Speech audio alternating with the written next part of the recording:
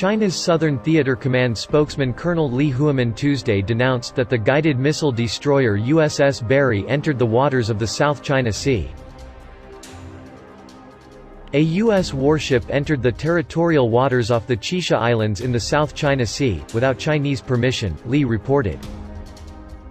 The Asian country deployed airplanes and ships to monitor the movements of the USS Barry and issued warning calls for the destroyer to leave territorial Chinese waters. The U.S. performance constitutes a flagrant violation of China's sovereignty and international law, Li commented.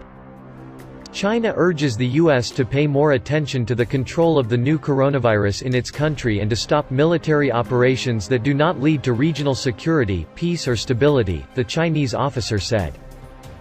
Arguing to defend the right to navigate in international seas, the U.S. has stepped up the presence of its warships in the South China Sea over the last weeks. The Chinese government has rejected such action, for it represents a provocation. The South China Sea is a highly contested stretch of the Pacific Ocean, of which China claims almost 90%. Vietnam, Taiwan, the Philippines, Malaysia, and Brunei are other countries claiming parts of that sea. Over the past decades, the United States has aligned itself with Beijing's rivals in the maritime dispute to justify its military presence in the region. United States military officials have outlined a spending request to bolster deterrence against China after the coronavirus pandemic ebbs, a sign of how national security leaders are already studying ways to shore up the country's standing in the Asia-Pacific region once the outbreak ends. A report from the U.S. Indo-Pacific Command, delivered to Congress last week, calls for $20.1 billion in additional spending between 2021 and 2026.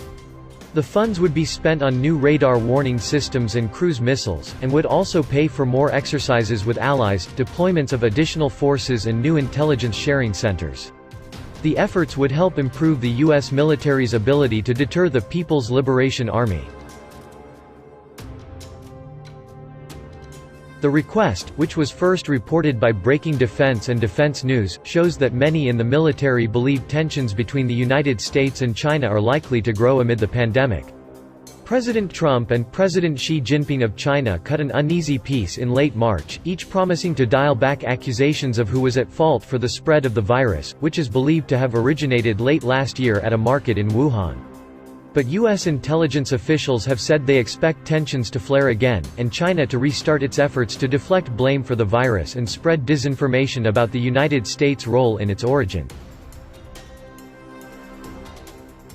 While Congress commissioned the report from the Indo-Pacific Command before the coronavirus plunged the world economy into chaos and heightened tensions between the United States and China, current and former national security officials said the spending request was more relevant now.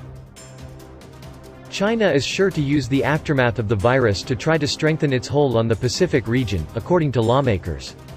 But the United States will also have an opportunity to shore up its traditional allies.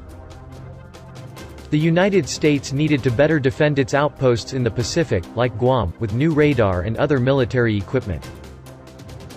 This should provide a wake-up call for all Americans to increase defense investments in the Indo-Pacific. Slogans that the Indo-Pacific is the Pentagon's top priority will remain, just that until the Pentagon puts resources behind the command.